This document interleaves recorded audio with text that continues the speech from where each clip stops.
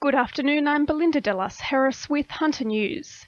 It's feared those set to utilise Newcastle's new soon-to-be-finished courthouse will struggle to access the facility if the Baird government proceeds with plans to cut the heavy rail line.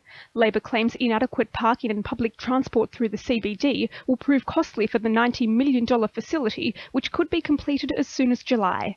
Newcastle MP Tim Crackenthorpe says the government needs to do better.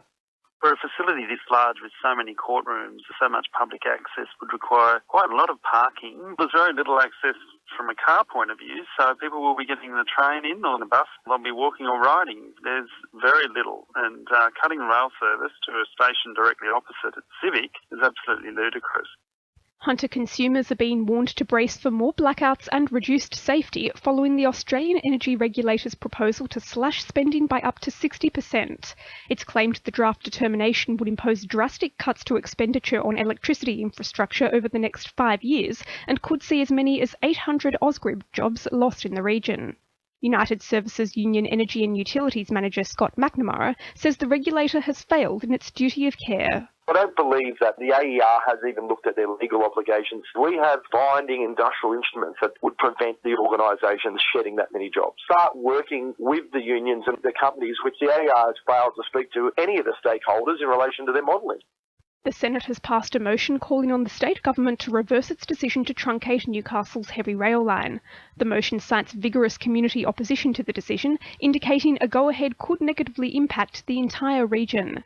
Green Senator Lee Rhiannon says a community push will likely be necessary to stop the truncation. It is excellent that the Senate has supported the motion to retain the railway line into Newcastle.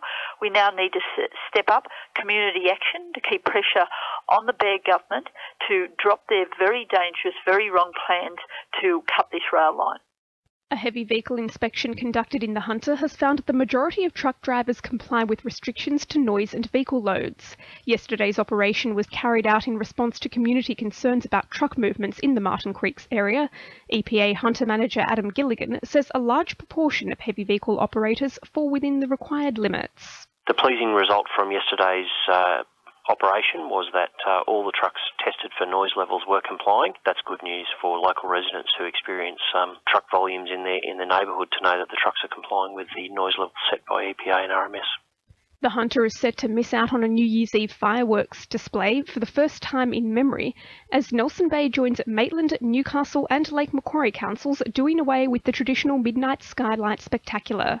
It follows the celebration's listing as a family-friendly event, with the only display of the night to be held at 9 p.m. Alcohol-free zones will stretch across most beaches and parks, as well as the Nelson Bay foreshore. Now with sport, Tandi Chindovi.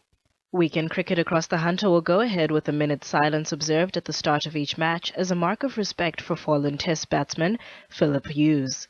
Newcastle District Cricket Association decided to push ahead with round 8 following direction from Cricket New South Wales. The Newcastle Jets are ready and rearing for an explosive showdown against the Central Coast Mariners at Hunter Stadium on Sunday, with comments from Central Coast captain John Hutchinson adding fuel to the fire. The midfielders upped the ante, stating the Mariners have always been the better team and Newcastle have done little since the 2008 Grand Final. Meanwhile, Jets women take on Adelaide United tomorrow afternoon.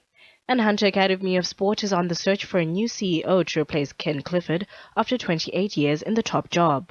Applications for the position closed December 5, with an announcement expected before Christmas.